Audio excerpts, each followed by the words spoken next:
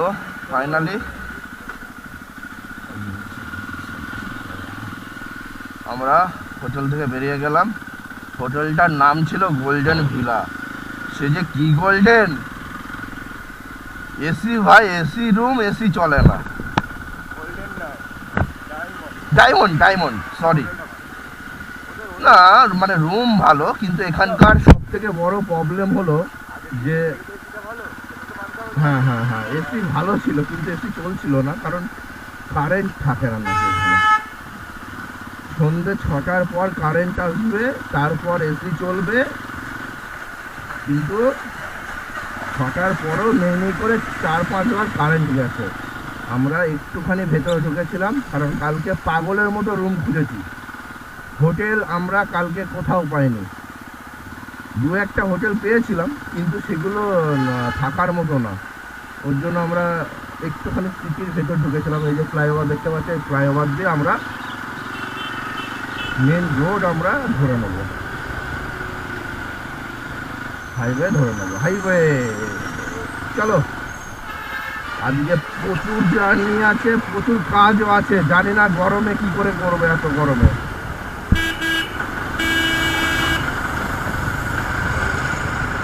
আপাতত গাড়ির দিলাম করানোই আছে, কালকে করে নিয়েছিলাম। এই সকাল সকাল যতটা পারবো চালিয়ে নিতে হবে, কারণ 11টা-12টার পর থেকে আর গাড়ি চালানো যাচ্ছে না, এতটা পরিমাণের গরম। আর আজকে যদি আমরা আগ্রা ছাড়িয়ে চলে যাই, দিল্লি পর্যন্ত যদি যাই, দিল্লি ছাড়িয়ে যদি যেতে চাই, তাহলে কিন্তু ভাই আজকেই কিন্তু যমুনা এক্সপ্রেস আমরা পেয়ে যাব। ভাবতেই পারছি না ভাই, আমার গাড়ি যমুনা এক্সপ্রেসের স্টুডিও। আমার এই লিটিং গাছগুলো খুব প্রবলেম করছে, বারবার শুধু নিচে নেমে যাচ্ছে।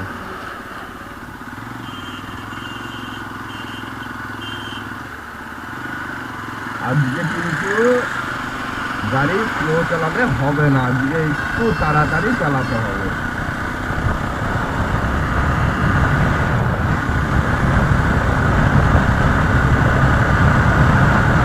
কানপুর ছাড়িয়ে গেলে কিন্তু দুটো রাস্তা ভাগ হয়ে যাচ্ছে, একটা আগ্রা দিয়ে, একটা হাইওয়ে দিয়ে।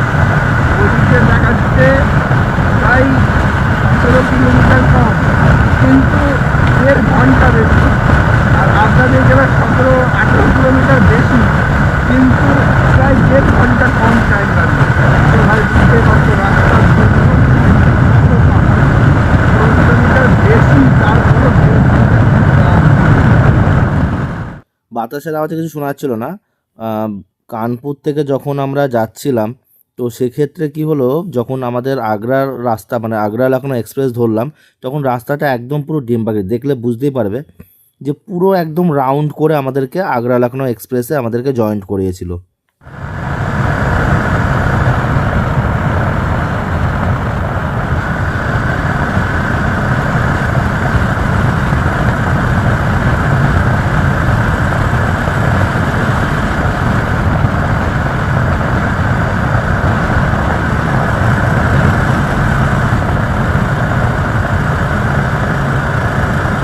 আবার চলে গেলাম তো চলেই গেলাম না, কিন্তু এই যে রাস্তার জার্নি অসাধারণ, অসাধারণ, অসাধারণ।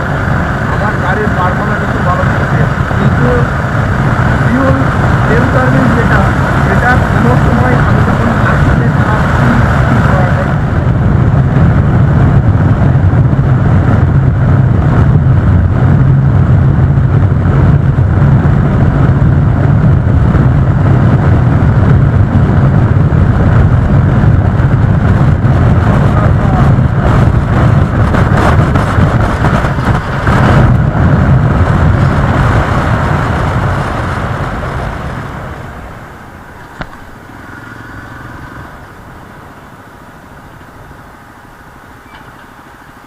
আজকে প্রথম মনে হচ্ছে বাইকের জন্য টোল দিতে হবে ভাই।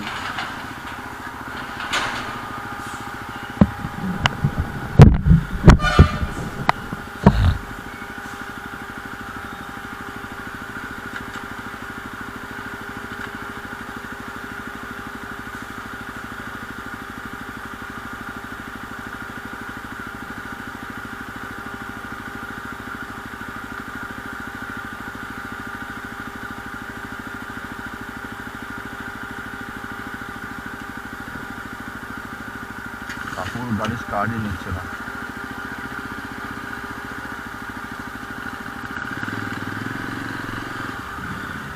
कितना रुपया दादा? हाँ, हम तो दिल्ली से लद्दाख जाएंगे।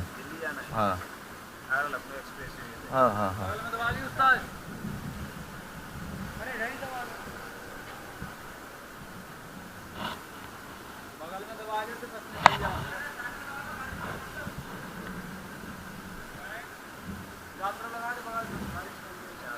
पचास।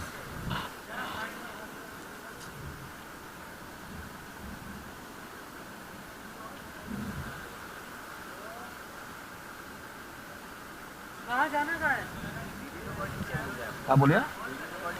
हाँ चल रही है।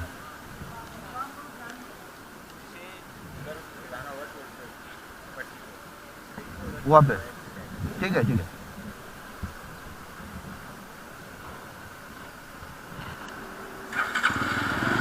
अरे, 50 টাকা নিল। আগ্রা লখনৌ এক্সপ্রেসে আমরা প্রথম টোল ট্যাক্স দিলাম 50 টাকা।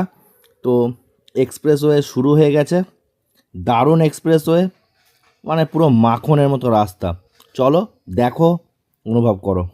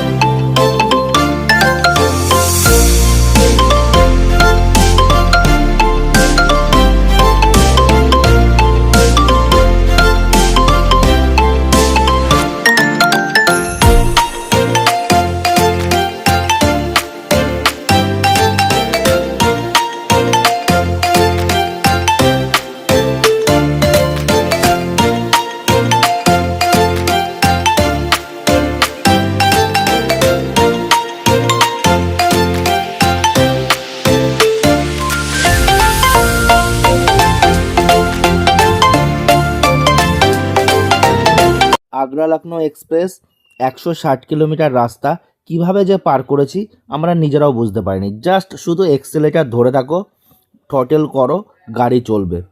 কোনো ব্রেক না, কোনো ক্লাচ না, আরামে গাড়ি চলেছে, দেখে বুঝতেও পারছো। আর যে পার্চিটা আমাদের দিয়েছিল, মানে যে স্লিপটা আমাদের দিয়েছিল প্রথমে 50 টাকার স্লিপ টোল ট্যাক্স থেকে, তো সেটা মিডিলে এক জায়গায় দেখাতে হয়েছিল, সেই ভিডিওটা আমার কাছে নেই। তো ওই স্লিপটা 50 টাকার স্লিপটা দু জায়গাতেই দেখাতে হয়, মানে এক প্রথম কাটলে চেঞ্জ হয়েছে।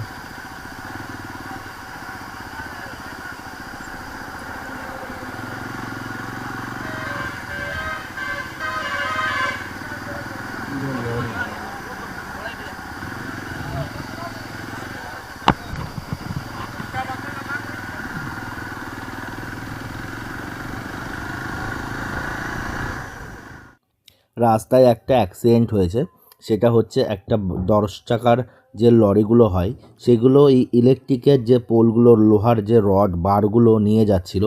তো হঠাৎ সে কি করে ব্রেকটা চাপে, ব্রেক চাপাতে তার যে সামনের যে পোর্শন সেটা ভেঙে, সেই রডগুলো মনে হয় ঠিকমতো বাঁধা হয়নি, রডটা ড্রাইভারের বুকের ভেতর থেকে বার হয়ে গেছে একেবারে। দেখেই বুঝতে পারলে যে লোহার বারগুলো এতটা মোটা আর এত সেফটি রাখে না কেন, আমি এটা ভেবে পাই না রাস্তায়। তো একটা বিশাল বড় দুর্ঘটনা হয়ে গেছে রাস্তাতেই, অন স্পট ড্রাইভার মারা গেছে। কিন্তু কিছু করার নেই, এইভাবেই চলতে হবে, রাস্তায় দুর্ঘটনা ঘটবেই। আর সেটাকে মনে রেখে এগিয়ে যাওয়া মানে সেটা আমাদের রাইডের প্রবলেম হবে। তো যত তাড়াতাড়ি চাইবো ভুলে যাব। খুবই খারাপ অবস্থা হয়েছে ড্রাইভারটার, আমি দাঁড়িয়ে দেখিনি, তবু ওই ইয়ের ওপর পড়ে আছে সেটা দেখা যাচ্ছে, গোপ্রোতে হয়তো অতটা বোঝা যায়নি। তো খুবই খারাপ অবস্থা মানে দেখলাম যেটা। তো চলো মাইন্ড ফ্রেশ করার জন্য একটা মিউজিক দিয়ে দিই, শোনো, ভালো লাগবে।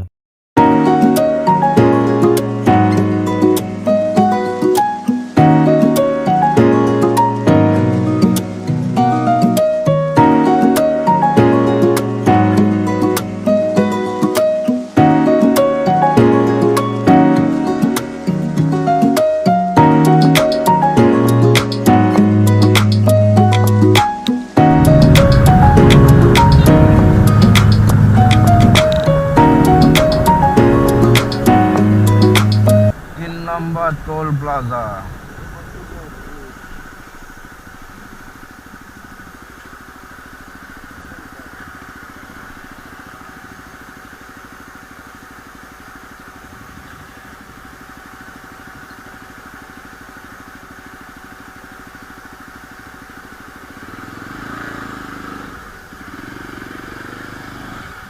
पर्ची दिखाना पड़ेगा।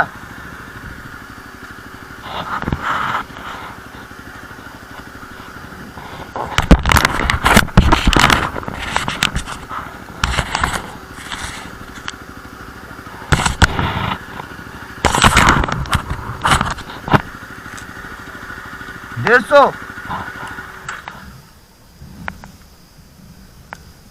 सौ रुपया।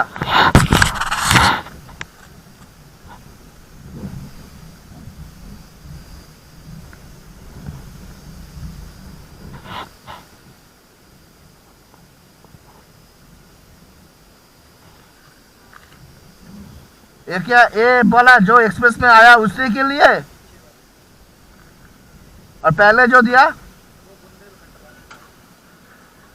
ये कौन सा एक्सप्रेस था? और जमुना एक्सप्रेस यहाँ से कितना दूर? कितना?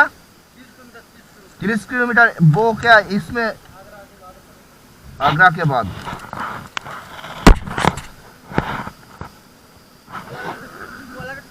वो अलग टोल है। अच्छा ठीक है, चलते हैं।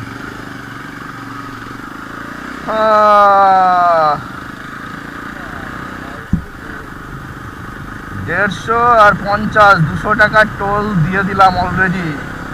এইবার 30 কিলোমিটার পরে যমুনা এক্সপ্রেস, আলাদা এক্সাইটমেন্ট। আবার ফিউল আপ করে নিতে হবে, না হলে শেষ। 30 কিলোমিটারের মধ্যে পেট্রোল পাম্প থাকিস তাহলেই হবে।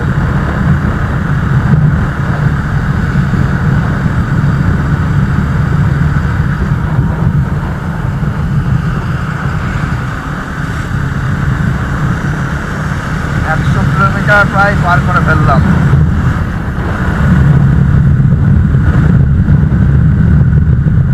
এক ঘন্টা 30 মিনিট, মানে 1.5 ঘন্টায় 100 কিলোমিটার পার। এতটাই ভালো রাস্তা।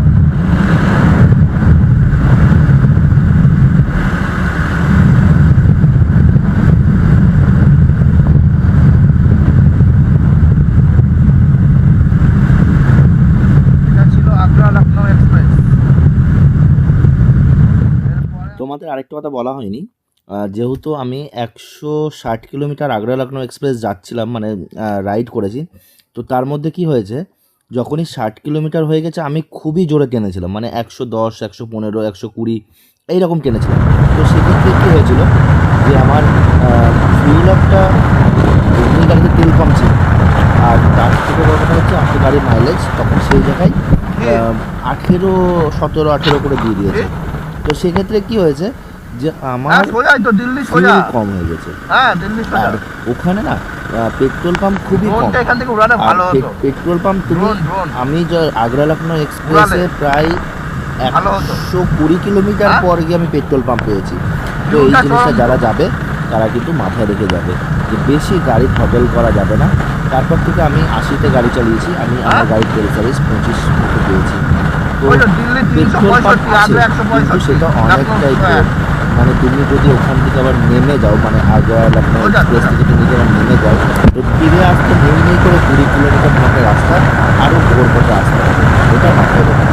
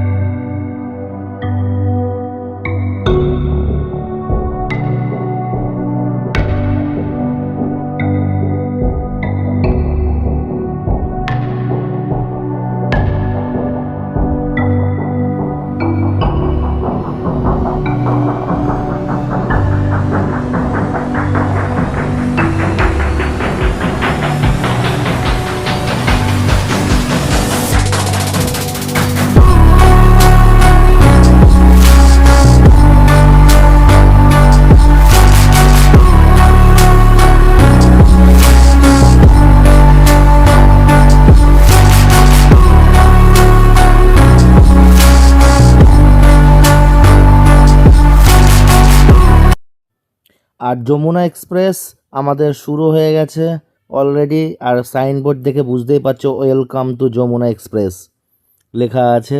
তো যমুনা এক্সপ্রেস 30 কিলোমিটার আগে থেকেই শুরু হয়ে গেছে অলরেডি। রাস্তা পুরো মাখনের মতো রাস্তা, দেখতে পাচ্ছ 4 লেন। প্রথমটায় হচ্ছে 100, মিনিমাম 100-র ওপর যেগুলো গাড়ি যায় তারা এই রাস্তাতে যাবে। দ্বিতীয়তে 100 থেকে 120, তারপর 120 থেকে 150, ওটা আনলিমিটেড, মানে এরকমভাবে লেখা থাকে। তো আর একটা জিনিস আমি যেটা খেয়াল করলাম দুটো এক্সপ্রেসওয়েতেই, সেটা হচ্ছে বোর্ডে একটা লেখা আছে যে একটা গাড়ি থেকে আর একটা গাড়ির ডিস্টেন্স মিনিমাম 70 মিটার রাখতে হবে। তো চলো যমুনা এক্সপ্রেস এনজয় করো।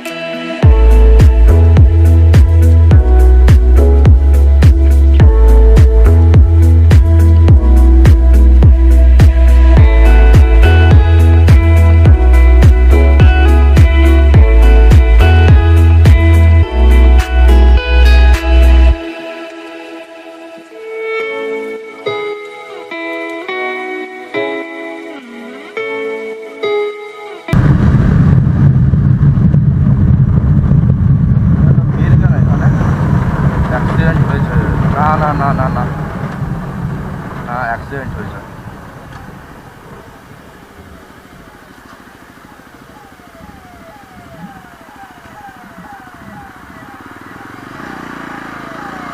বাইকের সাথে ওই গাড়িটা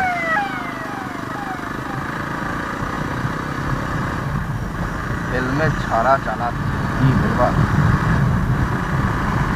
এইসবের জন্যই তো বাড়ির লোকরা ভয় পায়। কিন্তু সত্যি কথা বলতে কি, যদি সেফটি নিয়ে যদি চালানো যায়, দায়িত্ব নিয়ে যদি চালানো যায়, তাহলে এই সমস্ত প্রবলেমই হয় না। মানে বাইক গিয়ে ওনার ওই গাড়ির পেছনে মেরেছে। একটা লিমিট মেনটেন করো, রাস্তা দিকে চালাও, কন্টিনিউয়াসলি লুকিং গ্লাসে বাদিক ডান দিক দুটোই দেখো, তাহলে কোনো প্রবলেমই হবে না।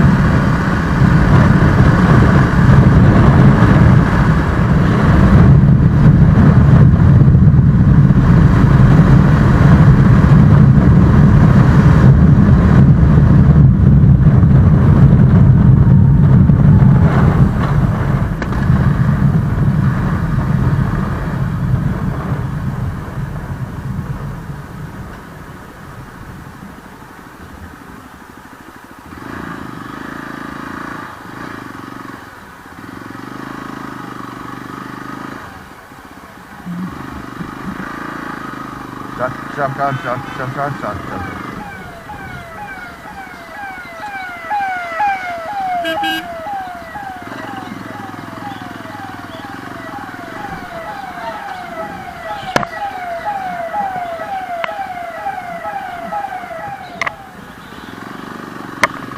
কোনটা দিয়ে?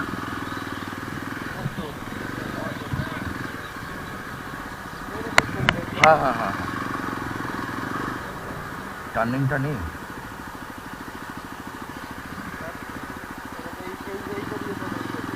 আরে হ্যাঁ, গাড়ি আমার ট্যাঙ্ক ব্যাগ আছে না,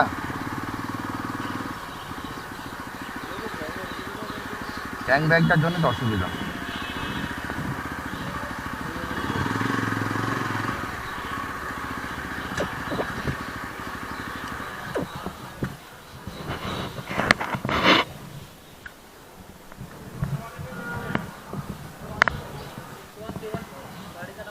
हाँ हाँ 73 जाएंगे चंडीगढ़। हाँ हाँ हाँ।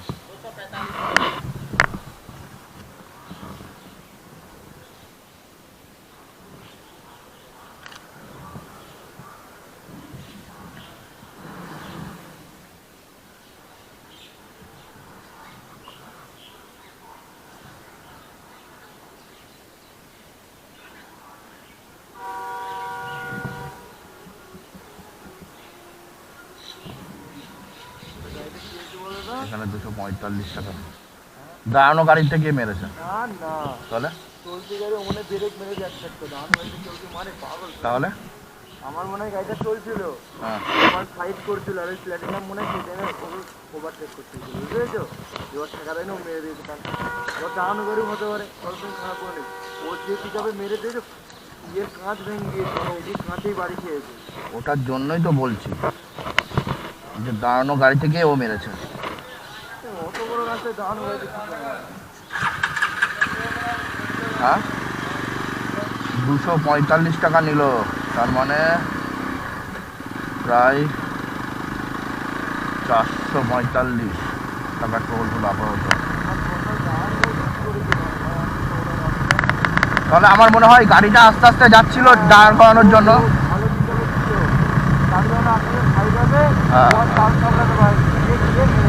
আর এমনি তো প্লাটিনা,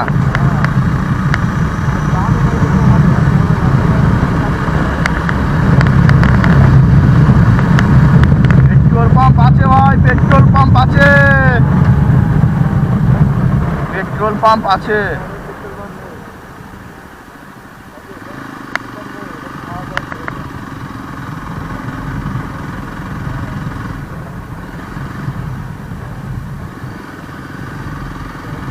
কিন্তু পেট্রোল পাম্প দেখালো,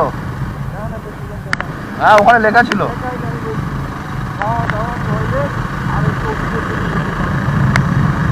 না তারপরে এইখানটা করে, এইখানটায়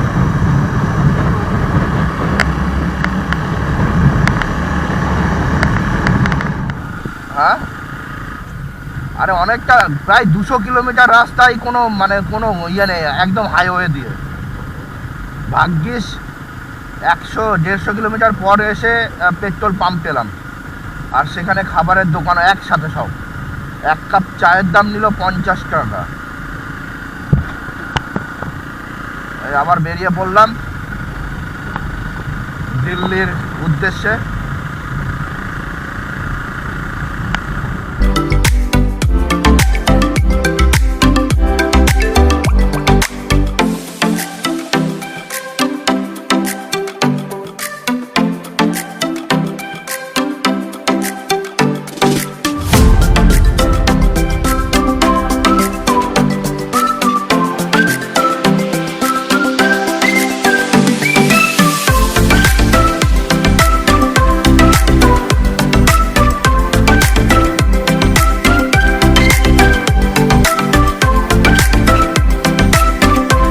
metre highway expressway, Yamuna expressway, Agra Lucknow expressway পার করে আমরা দিল্লিতে এন্ট্রি নিয়ে নিয়েছি। এখন বাজে বৈকাল 4টে, কিন্তু কেউ দেখে বলবে বৈকাল 4টে? এত পরিমাণে রোদ, আর দিল্লিতে ঢোকার সাথে সাথে মনে হচ্ছে যেন 2 পায়ে কেউ আগুন লাগিয়ে দিয়েছে, এতটা গরম। যে 3টে, এখন বাজে 3:40, তো দেখে মনেই হবে না যে 3:40 বাজে, মনে হচ্ছে যেন দুপুর 1টা বাজে। আর এখানকার টেম্পারেচার এখন 44, তার মানে ফিলিং 52, মানে ওয়েদার রিপোর্ট বলছে। তাহলে ভেবে নাও মানে এতটা গরম। আর পাশেই এটা কিসের জায়গা আমি জানি না, তবে খুব সুন্দর লাগলো। কেউ কমেন্ট করে বলে দিও ওটা কোন জায়গা, এটা কোন জায়গা, দিল্লির কোথায়।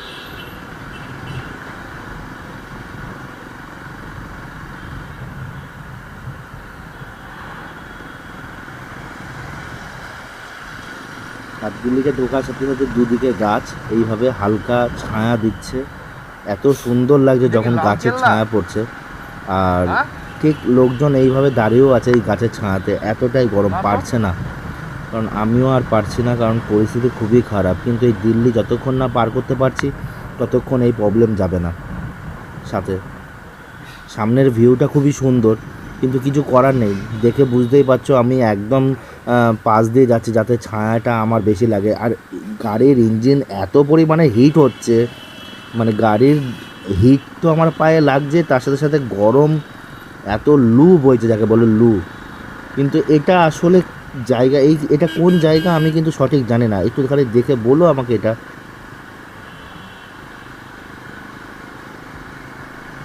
সত্যি বলতে গেলে আমরা কলকাতায় রাস্তায় জ্যাম পাই ঠিক আছে, কিন্তু দিল্লিতে যে এত পরিমাণের জ্যাম, আমি এটা স্বপ্ন ভাবতে পারিনি যে এই টাইমে এত পরিমাণের জ্যাম হবে। মানে আমার সামনে প্রায় কয়েক হাজার 4 চাকা 4 হুইলার পুরো লাইন দিয়ে যাচ্ছে, জোরেও টানা যাবে না, বেশি আস্তেও যাওয়া যাবে না।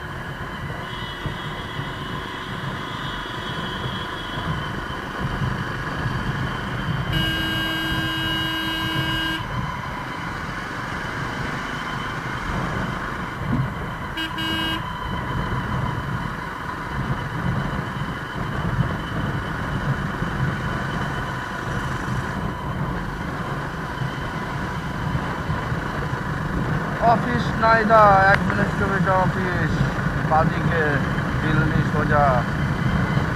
Thank you for kind visit.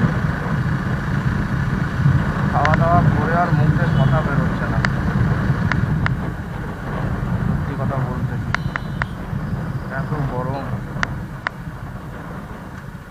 শুধু জ্যামটা দেখো বস।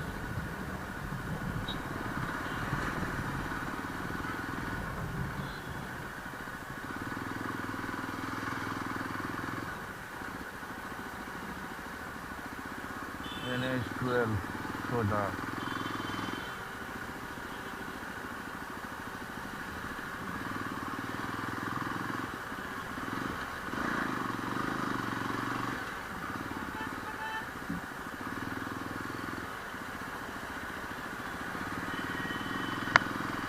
কোনো দিকে দেখবো না, সোজাই যাব,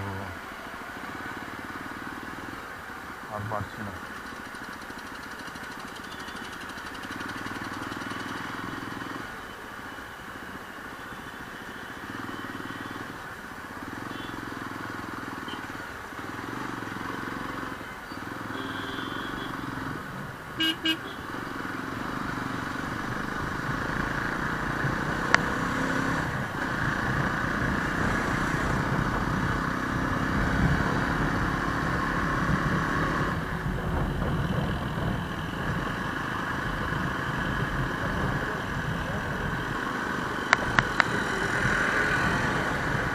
এ তো দিল্লি, এ দিল্লি है বস, এটা তো দিল্লি।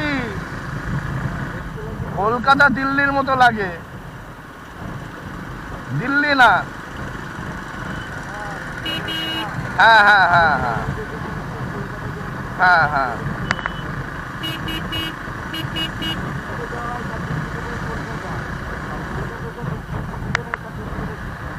একদম একদম একদম।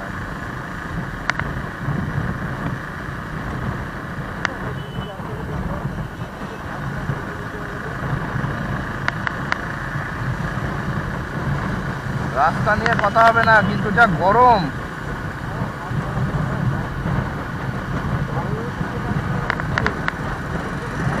আমাদের ন্যাশনাল ফ্ল্যাগ একদম উঁচুতে উঠছে। হ্যাঁ হ্যাঁ,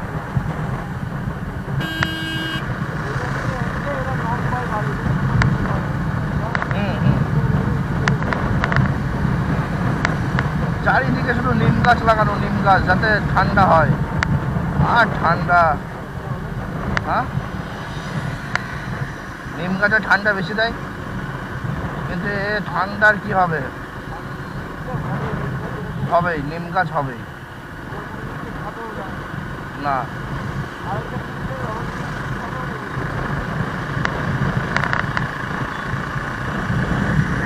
আর কি গরম।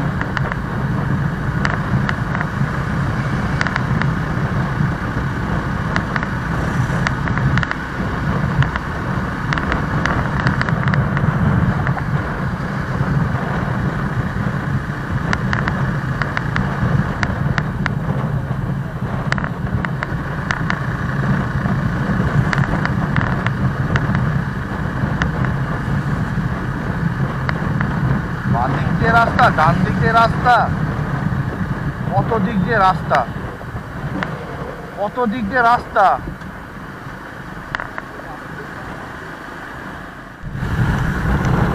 এটা কি বস?